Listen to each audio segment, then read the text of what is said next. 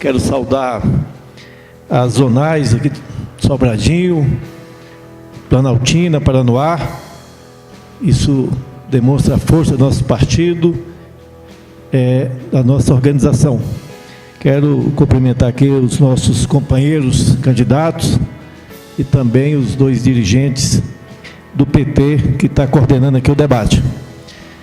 Nós lançamos a nossa candidatura pela chapa constituinte por terra, trabalho e soberania. Ao longo de algumas semanas, discutimos com alguns pré-candidatos a possibilidade da gente estar retirando a candidatura para fazer uma composição.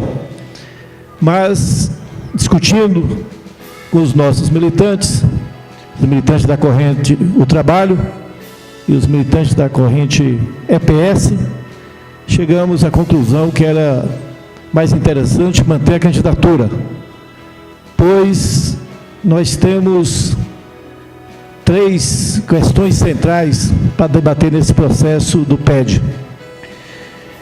A primeira delas é a defesa do partido. Nós temos a compreensão que a direção do partido não defendeu o partido, não enfrentou o STF. Nós defendemos, sim, a anulação, uma luta para anular a AP 470, aquela que condenou, sem provas, nossos dirigentes. Nós estamos aí com o Zé Disseu, Genuíno, João Paulo, Delúbio, condenados. E de uma forma que a burguesia usa o STF para julgar a exceção para manter a regra. A exceção é o PT.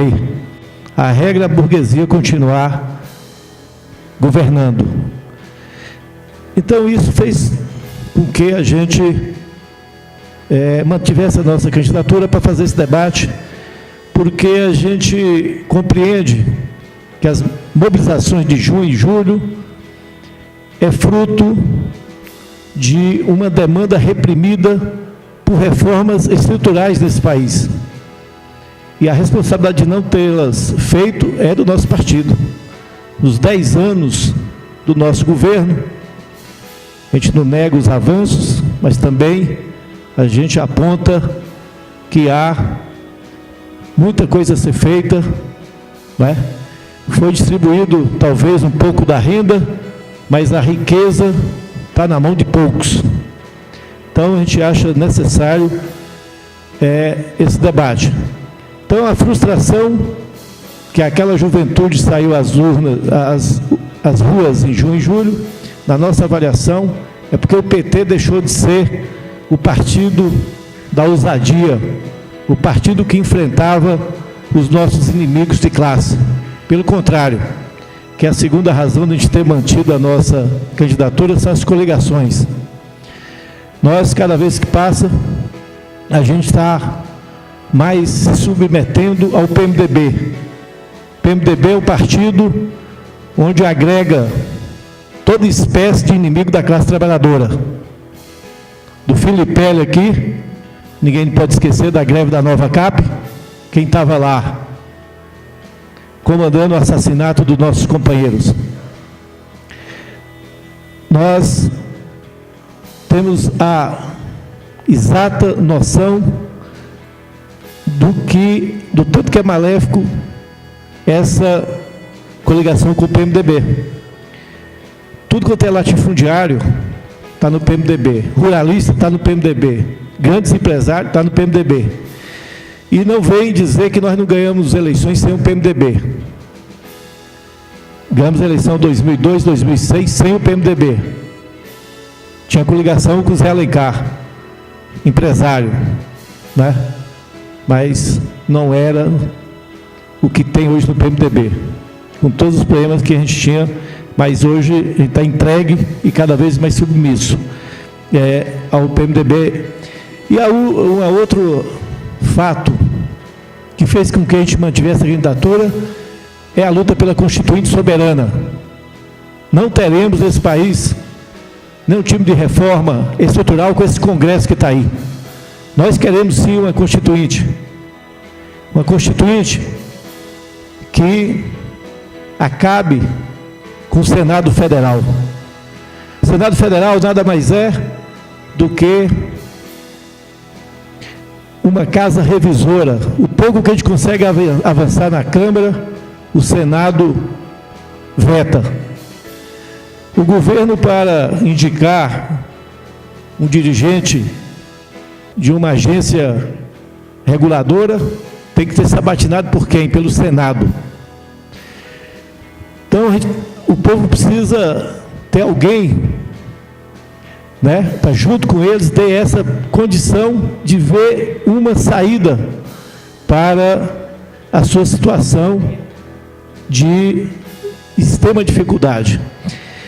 Uma Constituinte também que faça a reforma no processo eleitoral, sim. Nós defendemos, por exemplo, o voto para parlamentar em lista partidária. Aí valorizaria muito mais o partido. Nós defendemos, e temos que explicar isso para o povo, a necessidade do funcionamento público e exclusivo de campanha. Porque senão, cada vez mais vai diminuir a nossa capacidade dentro do Congresso Nacional. A Constituinte, o plebiscito pela Constituinte foi uma das respostas que a presidente Dilma deu para as mobilizações de junho e julho. E quem foi que abortou essa proposta da presidente Dilma? Nem dormiu naquela noite. Primeiro foi o seu vice, o Michel Temer, do PMDB. Depois foi o presidente do Congresso, juntos. E, evidentemente, com a parceria com o STF, com Joaquim Barbosa, e abortou o plebiscito pela Constituinte, que era exclusiva, mas já era um avanço. Mais uma vez, o PMDB está lá para barrar qualquer possibilidade da gente ter algum avanço concreto. Sem uma reforma estrutural, pessoal, nós vamos continuar com a lei de responsabilidade fiscal, vamos continuar com o superávit primário. O pessoal fala, vamos discutir o orçamento. O orçamento da União, como dos estados, dos municípios, qualquer um que compreenda um pouco de número vai ver que é inviável a gente ter qualquer serviço público de qualidade com orçamento dessa forma. Eu analisei, eu sou servidor do Ministério da Saúde e sou dirigente do SINDICEP, da CUT Nacional, vendo o orçamento do próximo ano, 43,5% do orçamento está dirigido para pagamento de juros e serviço da dívida pública. Portanto, se a gente não tiver uma reforma nas instituições, diga-se de passagem, herdadas da ditadura, não vamos ter avanços significativos nesse país. E nós temos que começar pela defesa das nossas organizações. Nós, aqui em Sobradinho, temos a nossa chapa, temos chapa em 9 zonais, nossa chapa aqui também, constituinte por Terra, Trabalho e Soberania, o nosso companheiro Carlão é o presidente, candidato a presidente, e só para vocês verem a importância da defesa das organizações. Quem viu a Marina Silva, quem teve estômago para ver a Marina no programa do Jô durante 2 horas, ela falou que essa história de partido, sindicato e organizações está superado.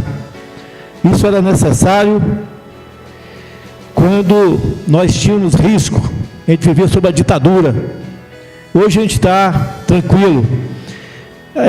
Naquela época o povo precisava de um porto, hoje não precisa mais desse porto seguro. Hoje cada um é uma âncora, quer dizer, é um ataque orquestrado da burguesia, e a Marina se presta esse serviço de atacar as organizações dos trabalhadores. E por último, para não dizer que eu não falei nada aqui do governo Agnello, só queria, foi muito legal é a história da intervenção na Cometa. Mas por que não estatizou? 2, tarifa zero. Quem que vai pagar? O Tesouro? Não adianta muito. E por último, dia 21, segunda-feira, está previsto o leilão do campo de Libra, lá da Petrobras, né? Está sendo, lance inicial, 15 bilhões. É dinheiro pra cacete, né? Agora, sabe quanto vale o campo de Libra? Qual é o petróleo estimado? 3 trilhões e 400 bilhões. É outra Petrobras. E hoje os petroleiros estavam lá no Minas Energia, fizeram a ocupação, estive lá com eles, continuam em greve, e segunda-feira nós precisamos, se a gente realmente quiser mudar o país, ser o Brasil para os brasileiros, nós temos que exigir da presidente Dilma a suspensão imediata do leilão do campo de Libra, para que essa riqueza fique com a nação brasileira. Muito obrigado.